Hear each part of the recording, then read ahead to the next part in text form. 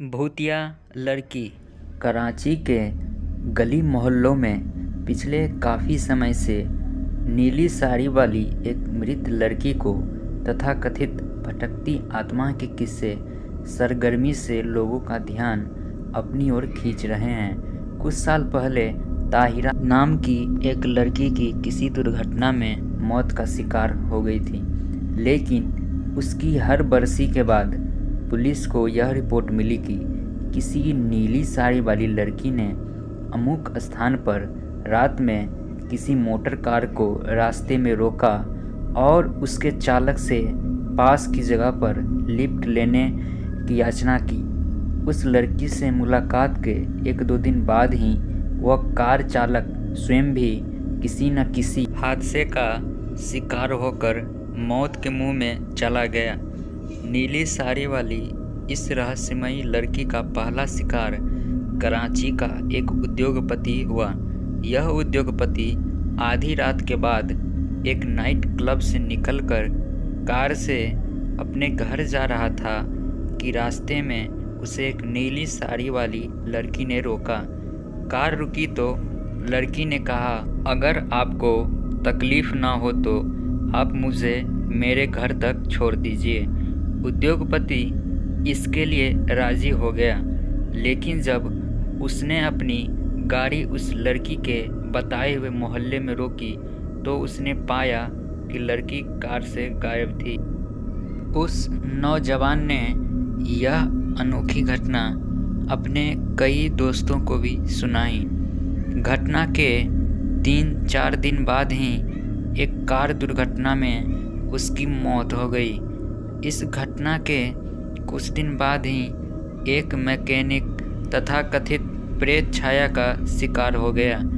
रात्रि के समय वह मैकेनिक कारखाने से अपना काम निपटाकर स्कूटर से अपने घर वापस लौट रहा था।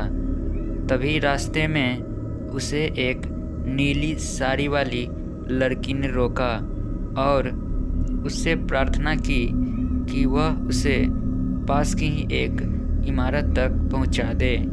रास्ते भर लड़की पूरी तरह मौन रही। स्कूटर के रुकने पर वह चुपचाप उससे उतर पड़ी और अभी मैकेनिक ने आगे बढ़ने के लिए अपना स्कूटर मोड़ा भी नहीं था कि वह पूरी तरह अदृश्य हो चुकी थी। मैकेनिक 2-4 दिन बाद ही अपने कुछ दोस्तों के साथ समुद्र में नहाने के लिए निकला और वहां पानी में डूबकर उसकी मृत्यु हो गई। मैकेनिक के बाद एक पुलिस अधिकारी की बारी आई। तस्करी नियंत्रण विभाग का यह वरिष्ठ अधिकारी एक रात कार से अपने घर वापस लौट रहा था। उसने देखा कि नीली साड़ी पहने एक लड़की उसे रुकने का इशारा कर रही थी। उसने अपनी गाड़ी रोक दी। उसे शक हुआ कि वह लड़की अपराधियों के किसी गिरोह से जुड़ी हुई है। लड़की ने उसे बताया कि वह एक दुर्घटना में जख्मी हो गई है और जल्दी से जल्दी अपने घर पहुंचना चाहती है। पुलिस अधिकारी को उसने अपनी गर्दन पर हुए जख्म दिखाए। आखिर वह उसे उसके घर तक लिफ्ट देने के लिए राजी हो गया। उसकी गाड़ी एक बंगले के सामने पहुंची। लड़की ने उसे वहीं रुकने का इशारा किया। लड़की के अंदर जाने पर अधिकारी ने एहतियान उस बंगले का नंबर नोट कर लिया और फिर कार अपने गंतव्य की ओर मोड़ ली। दूसरे दिन उस लड़की के बारे में आवश्यक जानकारी लेने जब वह अधिकारी उस बंगले पर पहुंचा तो वहाँ रहने वाले एक वृद्ध सज्जन ने कहा कि संदिग्ध लड़की का हुलिया बिल्कुल उसकी अपनी बेटी ताहिरा जैसा है। उसने बताया बरसों पहले एक दिन ताहिरा अपने भाई के साथ सैर करने के लिए निकली थी।